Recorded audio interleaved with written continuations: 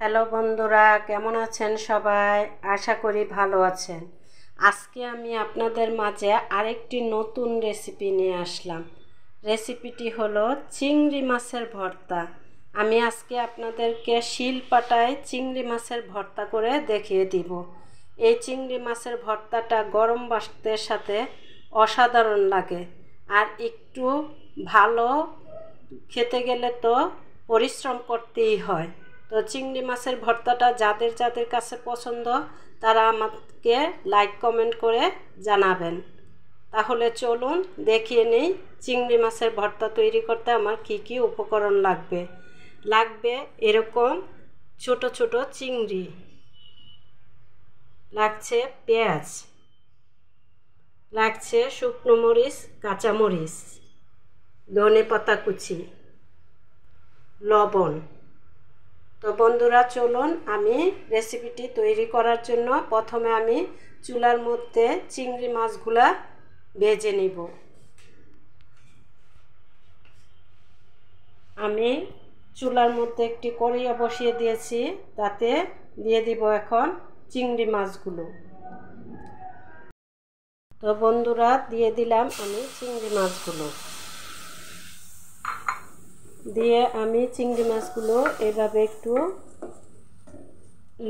নেড়ে ছেড়ে ভেজে নিব। তারপরে শিলপাটায় বেটে নিব। এই চিংড়ি মাছের ভর্তাটা তৈরি করতে আমি কোনো তেল ব্যবহার করব না। তেল ছাড়া ভর্তা তৈরি করে আজকে আপনাদেরকে দেখাবো। তো বন্ধুরা দেখুন আমার চিংড়ি মাছগুলো ভেজে নেওয়া হয়েছে।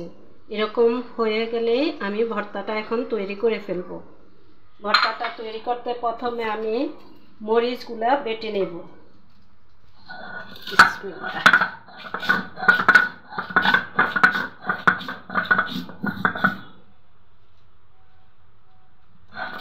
এই ভর্তাটা তৈরি করতে উপকরণ খুব কমই লাগে, কিন্তু খেতে অসাধারণ হয়। আমরা কম বেশি সবাই রান্না করতে জানি, কিন্তু কিছু কিছু রান্না আছে কৌশল করে করতে হয়, ওই কৌশলগুলা সবার জানা নেই।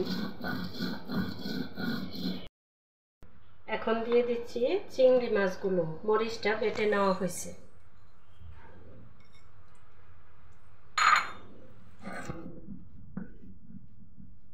সাথে কিছু পেঁয়াজ দিয়ে দিব।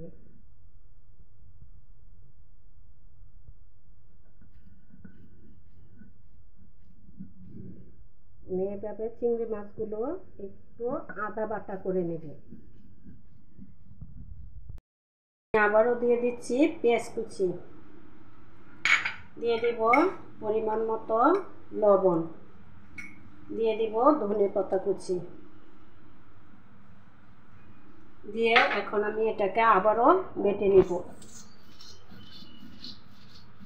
ভর্তা তৈরি হয়ে গেলে আপনাদেরকে পরিবেশন করে দেখিয়ে দিব। তো বন্ধুরা হয়ে গেছে আমার চিংড়ি মাছের ভর্তা, আমি পরিবেশন করে দেখিয়ে দিলাম। এরকম গরম ভাতের সাথে চিংড়ি মাছের ভর্তা অসাধারণ লাগে। আপনারাও বাসায় বানিয়ে দেখুন এবং আমার ভিডিওটি সম্পূর্ণ দেখে আপনারা রেসিপিটি তৈরি করে ফেলুন। সবাইকে ধন্যবাদ।